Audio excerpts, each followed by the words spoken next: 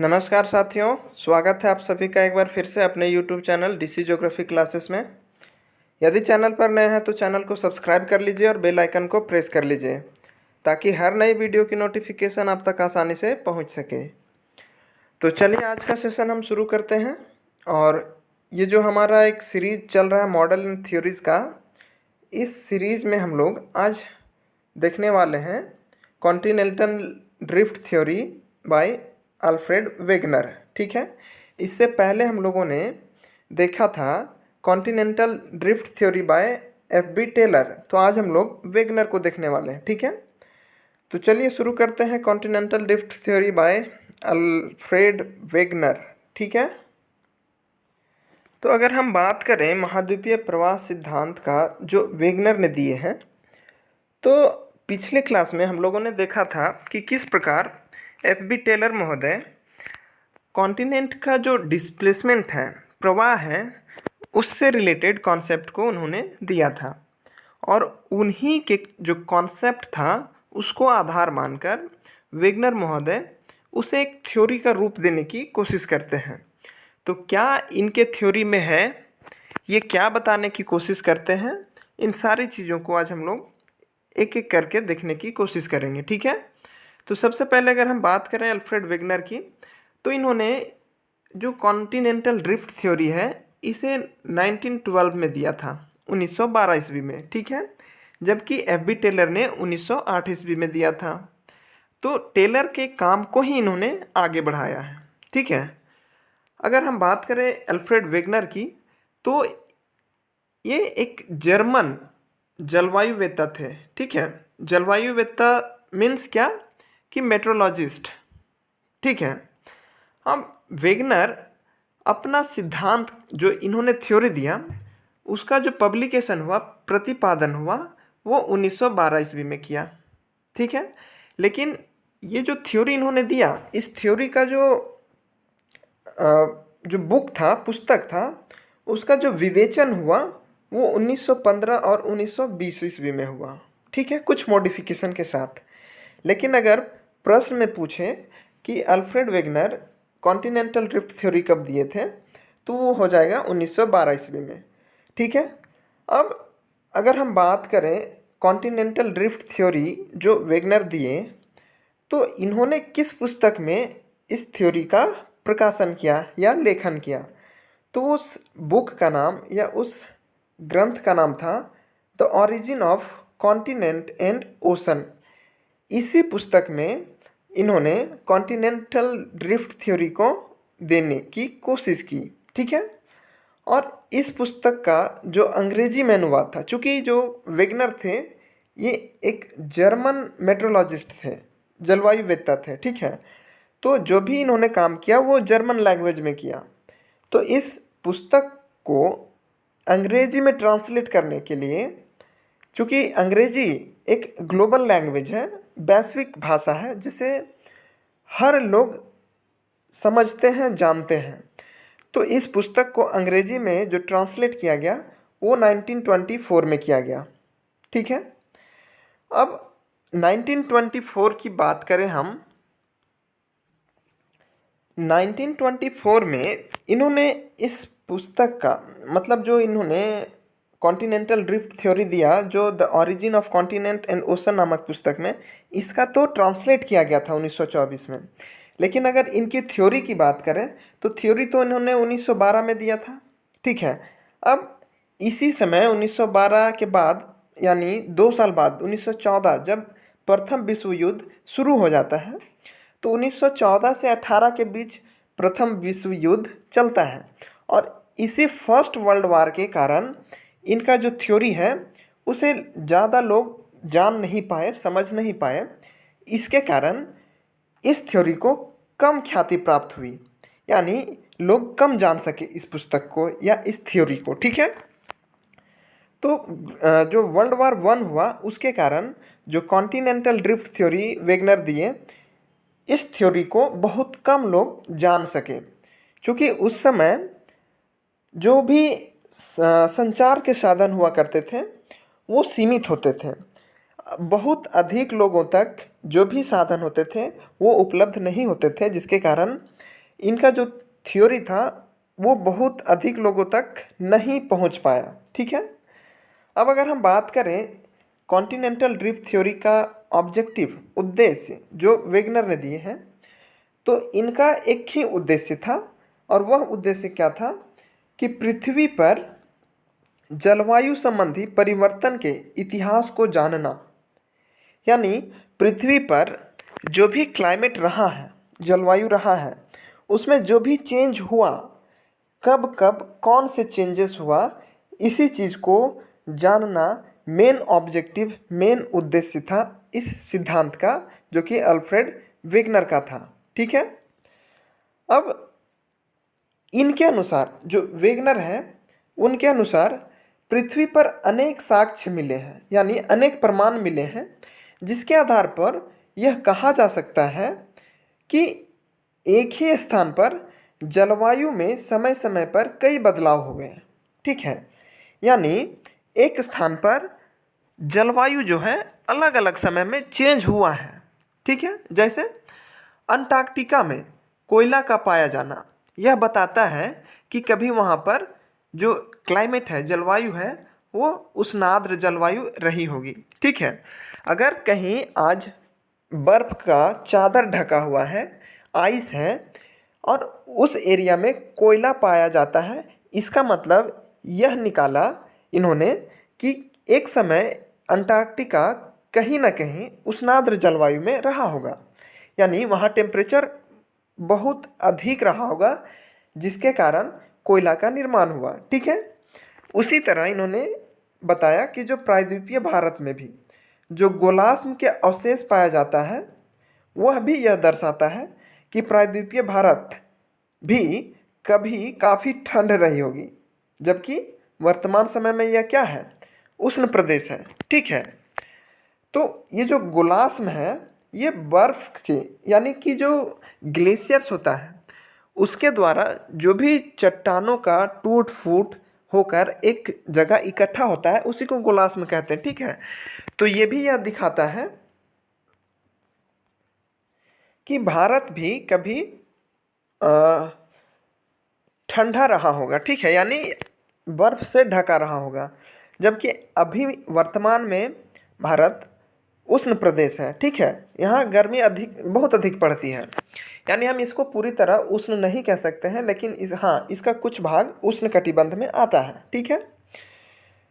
तो उपरोक्त बातों को ध्यान में रखते हुए वेगनर ने दो कॉन्सेप्ट दिए, यानी जो भी बताई उसके आधार पर इन्होंने दो एंजप्शन, यानी दो कॉन्सेप्ट, संकल्पना दिया।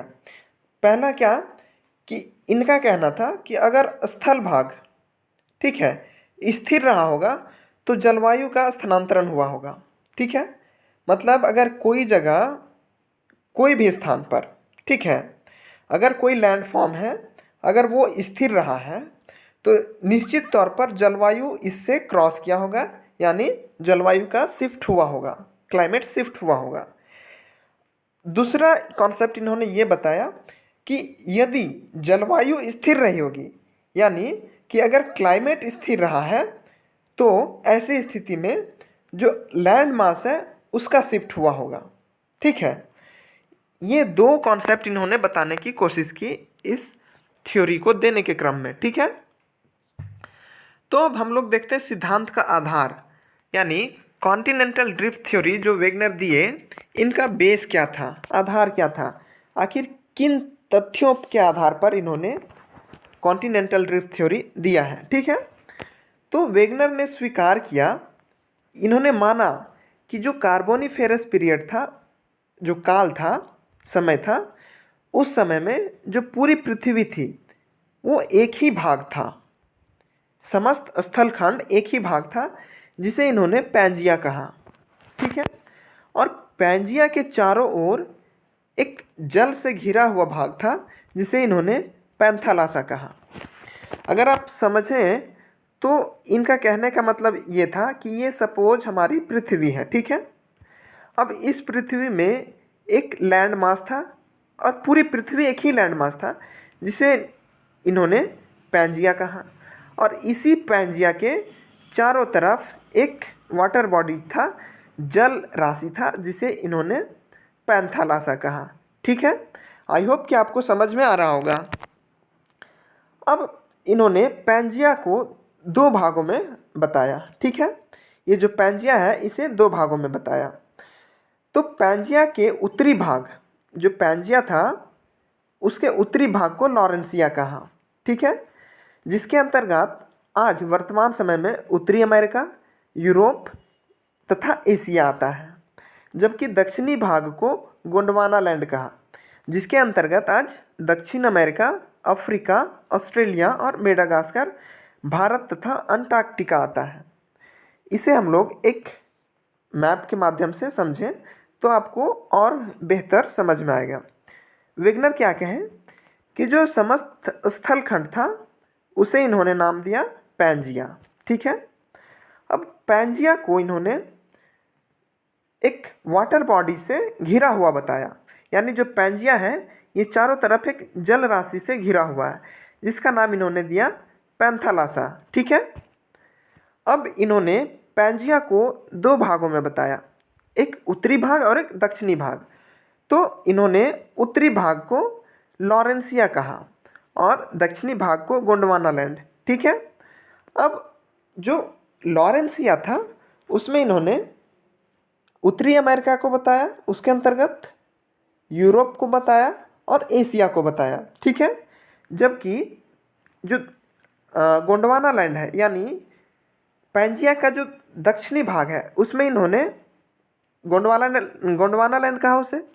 अब इस गोंडवाना लैंड में इन्होंने साउथ अमेरिका, दक्षिण अमेरिका को बताया, अफ्रीका को बताया, अंटार्कटिका को बताया, ऑस्ट्रेलिया को बताया, भारत को बताया और मेडागास्कर को इसके अंतर्गत बताया। ठीक है, तो इस चीज़ को आप ध्यान में रखेंगे क्योंकि इससे प्रश्न बनते हैं और प्रश्न में ये पूछा जाता है कि गोंडवाना लैंड का भाग निम्नलिखित में से कौन सा नहीं है, तो उसमें आपको दे दिया जाएगा यूरोप।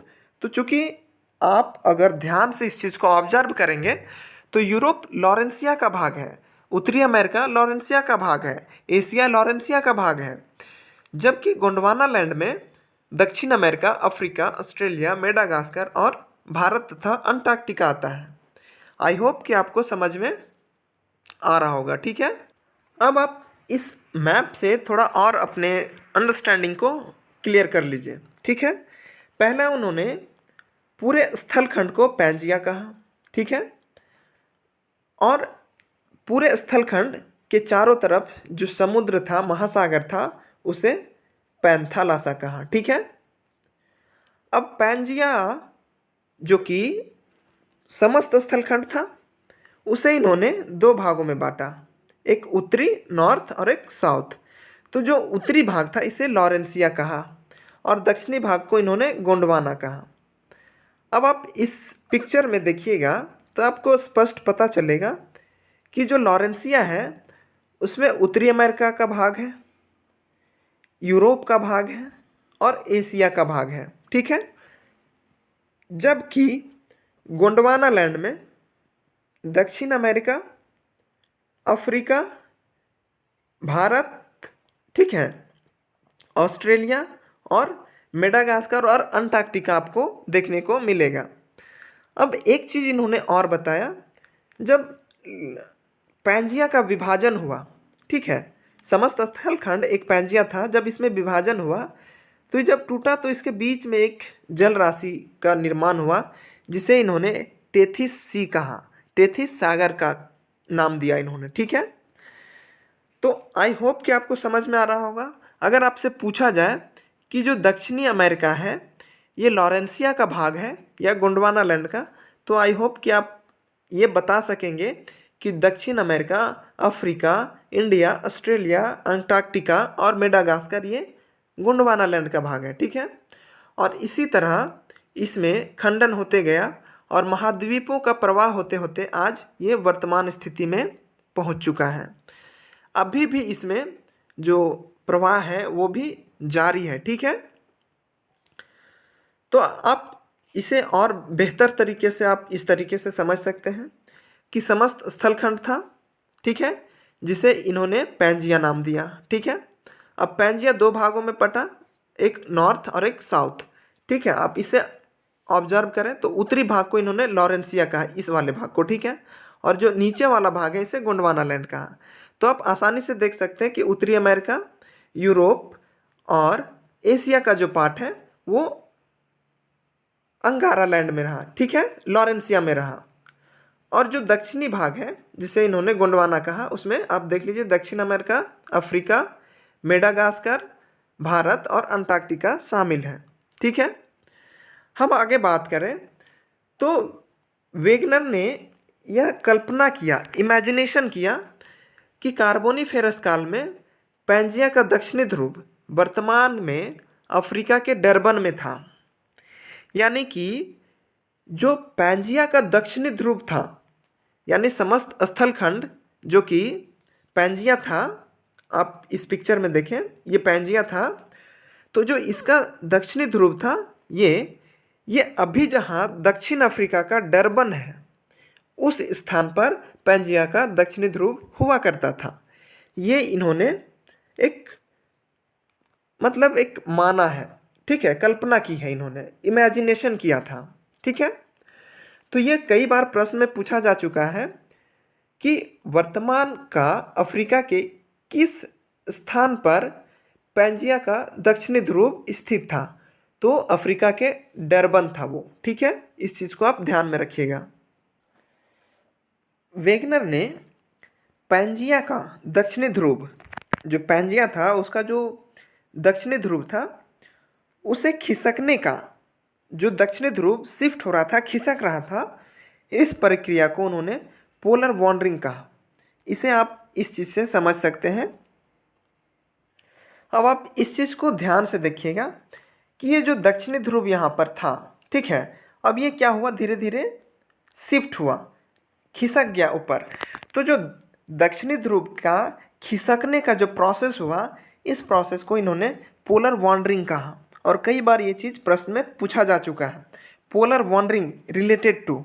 ठीक है, तो इस चीज़ को आप ध्यान रखिएगा। वेगनर ने ही ध्रुवों का दक्षिणी ध्रुव, जो पैंजिया का दक्षिणी ध्रुव था, उसके खिसकने की प्रक्रिया को पोलर वॉन्डरिंग कहा। आई होप कि आपको समझ में आ रहा होगा। ठीक है, अब हम बात करें अगर वेगनर की, तो इनका जो था जो थ्योरी, ठीक है, तो वेगनर ने बताया कि कुछ शक्तियों द्वारा पैंजिया का विभाजन हुआ और महाद्वीप तथा महासागर वर्तमान स्थिति में आ गया। अब कौन सी शक्ति थी जिसके कारण महासागर और महाद्वीप का वर्तमान स्वरूप सामने आया है? तो इसके लिए इन्होंने मुख्यतः दो शक्तियों को जिम्मेवार माना। ठीक है, पहला इन्होंने गुरुत्वाकर्षण बल को जिम्मेवार माना और दूसरा इन्होंने सूर्य और चंद्रमा का ज्वारीय शक्ति को जिम्मेवार माना था। ठीक है, अब इनका भी कहना था, जैसे कि एफ.बी. टेलर ने कहा कि जो महाद्वीप का विस्थापन हुआ है वो भूमध्य रेखा और पश्चिम की ओर हुआ है। ठीक है, आप इस चीज़ को यहाँ से आसानी से समझ सकते हैं। ठीक है, जो महाद्वीप है उनका जो विस्थापन हुआ है दो दिशाओं में हुआ है। पहला इक्वेटर की तरफ, यानी दक्षिणी ध्रुव से इक्वेटर की तरफ, और दूसरा एक वेस्ट यानी पश्चिम की तरफ। ठीक है, तो पश्चिम की तरफ जो महाद्वीप का खिसका हुआ, ड्रिफ्ट हुआ, उसके लिए इन्होंने सूर्य और चंद्रमा का ज्वारीय शक्ति को जिम्मेवार माना। क्योंकि जब पृथ्वी का निर्माण हुआ होगा उस समय जो चंद्रमा और सूर्य थे वो नज़दीक रहे होंगे, जिसके कारण उसका जो ज्वारीय शक्ति था वो काफ़ी अधिक था। उसी के कारण जो महाद्वीप का विस्थापन हुआ है वो पश्चिम दिशा की ओर हुआ है। ठीक है, और भूमध्य रेखा की ओर जो महाद्वीपों का खिसकाव हुआ है, आप देख पा रहे होंगे कि भूमध्य रेखा की ओर शिफ्ट हो रहा है। तो भूमध्य रेखा की ओर शिफ्ट होने के पीछे इनका जो कारण था वो इन्होंने गुरुत्वाकर्षण बल को जिम्मेवार माना। ठीक है, तो ये दो चीज़ था जिसे आप लोग को ध्यान में रखना है। ठीक है, अब जब भी कोई अपना सिद्धांत प्रस्तुत करता है तो उस थ्योरी के लिए कुछ एविडेंस भी दिया जाता है, कुछ सिद्धांत प्रमाण भी दिया जाता है। आखिर क्या आपके पास प्रमाण है जिसके आधार पर आप इन सारी बातों को कह रहे हैं? तो वेगनर ने भी अपने थ्योरी के पर्सपेक्टिव में, आलोक में कुछ प्रमाण भी प्रस्तुत किए हैं, जिसमें से पहला प्रमाण है जिगसॉ फिट का। जिगसॉ फिट का मतलब क्या होता है कि किसी भी चीज़ को आप आपस में मिला दीजिए तो वो फिट बैठ जाता है, ठीक है। तो इन्होंने यही चीज़ बताने की कोशिश की कि जो वर्तमान में अभी उत्तरी अमेरिका है, दक्षिणी अमेरिका है, ठीक है, और जो अफ्रीका का है, तो दक्षिणी अमेरिका का पूर्वी भाग है ना और अफ्रीका का पश्चिमी भाग को अगर आप मिला दें तो ये आपस में एक फिट बैठ जाता, ठीक है। तो इस चीज़ को इन्होंने जिगसॉ फिट बताया। तो इनका कहने का मतलब यही था कि अमेरिका, जो साउथ अमेरिका है, और अफ्रीका, ये आपस में एक समय जुड़े हुए थे। अगर आप ये दोनों को मिला दें तो ये फिट बैठ जाता है। तो इनका कहने का मतलब ये था कि किसी समय ये आपस में जुड़े हुए थे और प्रवाह होने के कारण ये दोनों एक दूसरे से अलग हो गए, ठीक है। वहीं दूसरी तरफ आप देखेंगे तो इन्होंने जो बताने की कोशिश की वो उत्तरी अमेरिका का जो अपलेशियन माउंटेन है, पर्वत, जो उत्तरी अमेरिका के पूर्वी तट में स्थित है, उस चीज़ को इन्होंने बताया कि उत्तरी अमेरिका के जो पूर्वी तट में अपलेशियन पर्वत है, ठीक है, यही पर्वत श्रेणी दक्षिण पश्चिम से उत्तर पूर्व की दिशा की ओर सागर में निकला हुआ है, ठीक है, जो कि यूरोप के पर्वत श्रेणी के रूप में आगे जाके प्रकट हुई है। अगर आप उत्तरी अमेरिका के इस क्षेत्र को, पूर्वी भाग को, और यूरोप के इस क्षेत्र को मिला दिया जाए तो जो अपलेशियन माउंटेन है और यूरोप का जो पर्वत है, जिसमें मध्य यूरोप का जो पर्वत है, वो लगभग एक सा मिल जाता है, ठीक है। तो इन्होंने कैलिडोनियन जो माउंटेन है, ठीक है, और हर्सिनियन माउंटेन है, इसमें इन्होंने समानता बताई। अपलेशियन माउंटेन में इन्होंने समानता बताई कि दोनों का जो एज है वो लगभग एक समान है, बनावट लगभग एक समान है, रॉक स्ट्रक्चर लगभग एक समान है। तो इस प्रकार इन्होंने एक जिगसॉ फिट का कॉन्सेप्ट दिया और ये प्रमाण के रूप में इन्होंने प्रस्तुत किया, ठीक है। हम अगर दूसरे प्रमाण की बात करें तो आता है ग्लोसोपेटेरिस वनस्पति, ठीक है। ये क्या होता है ग्लोसोपेटेरिस? तो ग्लोसोपेटेरिस एक प्रकार का वनस्पति है, ठीक है, पौधा है, जिसकी पत्तियां कुछ इस प्रकार हुआ करती थी, ठीक है।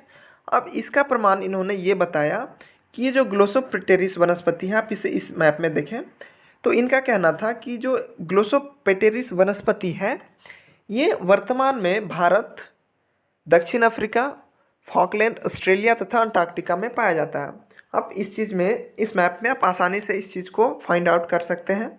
ये रहा ग्लोसोपेटेरिस, जिसमें आपको ग्रीन कलर का जो दिखाई दे रहा है ये ग्लोसोपेटेरिस वनस्पति का बेल्ट है, जिसमें साउथ अमेरिका का कुछ पूर्वी भाग आता है, अफ्रीका का पश्चिमी भाग, पूर्वी भाग, ठीक है, अंटार्कटिका का इसमें कुछ भाग आ जाता है, इंडिया का कुछ पार्ट आ जाता है, ऑस्ट्रेलिया में भी इसका कुछ भाग पाया जाता है। तो इस आधार पर इन्होंने कहा कि पृथ्वी का समस्त स्थलखंड कहीं ना कहीं, किसी न किसी समय में एक साथ जुड़े हुए थे, जिसके आधार पर, इसी वनस्पति के साक्ष्य के आधार पर इन्होंने ये बताने की कोशिश की थी, ठीक है। अगर थर्ड हम बात करें, तीसरे साक्ष्य की, तो था रेप्टाइल्स, ठीक है। वनस्पति तो हम लोग देख लिए, अब रेप्टाइल्स, सरीसृप यानी स्तनधारी, यानी कि कुछ सरीसृप थे, रेप्टाइल्स थे, जिसके आधार पर इन्होंने ये बताने की कोशिश की कि समस्त स्थलखंड में जो रेप्टाइल्स का वितरण अभी पाया जाता है वो आप यहाँ देखेंगे तो इस रेप्टाइल्स में एक मेसोसोरस, ठीक है, रेप्टाइल्स है, जिसका जो डिस्ट्रीब्यूशन है वो साउथ अमेरिका के ईस्ट कोस्ट और अफ्रीका के लगभग दक्षिणी कोस्ट है ना, साउथर्न साउथ अफ्रीका के दक्षिणी कोस्ट के आसपास पाया जाता है। तो इन्होंने मेसोसॉरस को आधार माना। फिर उसी प्रकार इन्होंने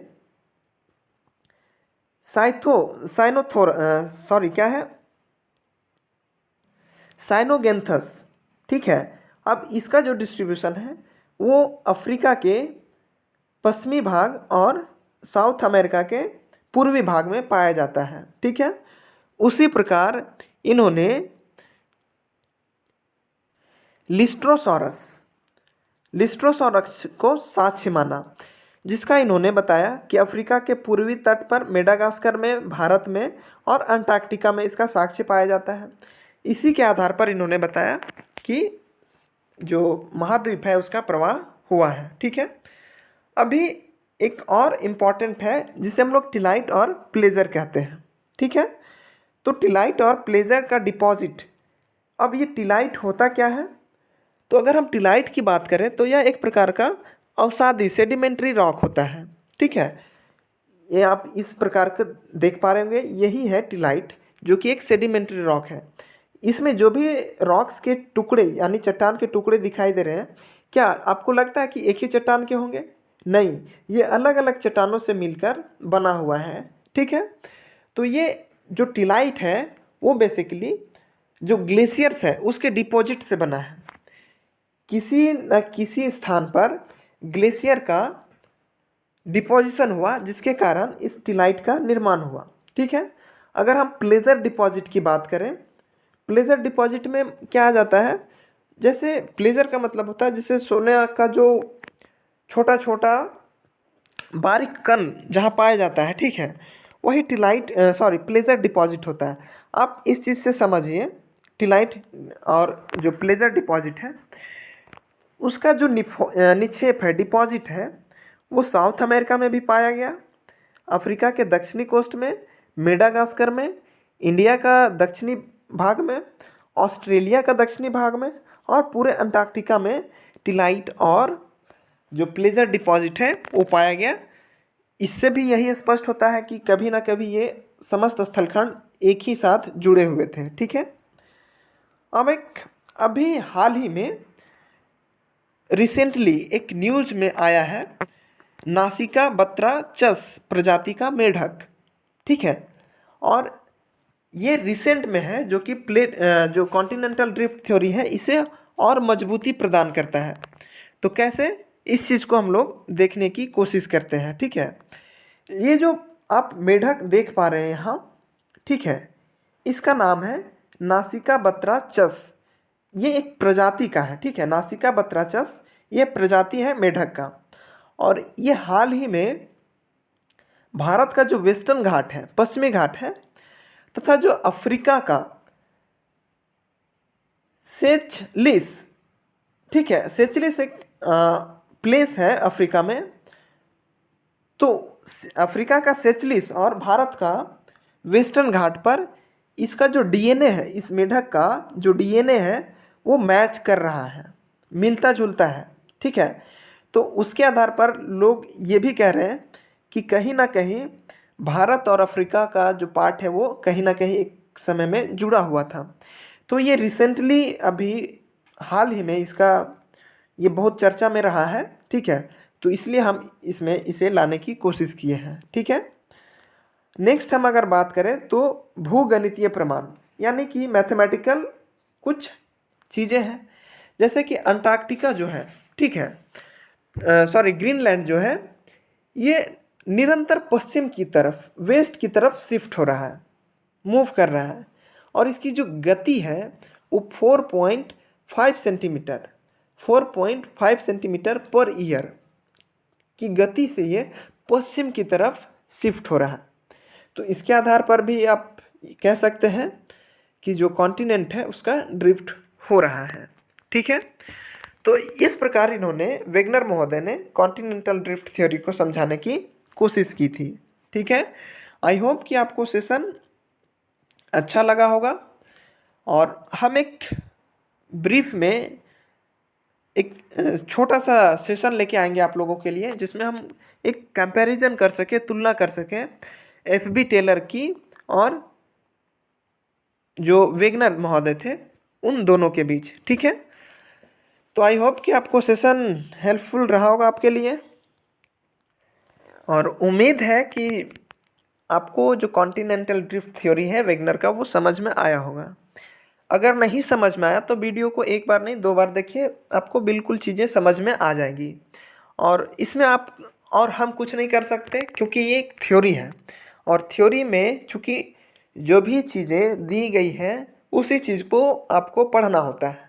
आप अपने तरीके से इसमें कुछ ऐड नया नहीं कर सकते हैं। ठीक है, यदि आप हमारे इस टेलीग्राम चैनल से नहीं जुड़े हैं तो आप इस टेलीग्राम चैनल से जुड़े। आपको जो कॉन्टिनेंटल ड्रिफ्ट कॉन्सेप्ट जो टेलर का था और वेगनर का था, आने वाले हमको कल या परसों इससे रिलेटेड एमसीक्यूज आपको प्रोवाइड कर दिए जाएंगे। तो इस टेलीग्राम चैनल को ज्वाइन कर लीजिए, और जो भी वीडियोस आपको प्रोवाइड करवाया जाता है उससे रिलेटेड आपको एमसीक्यूज प्रैक्टिस के लिए दिया जाता है। ठीक है, तो थैंक यू सो मच, मिलते हैं हम अगले सेशन में। तब तक के लिए अपना ध्यान रखिए।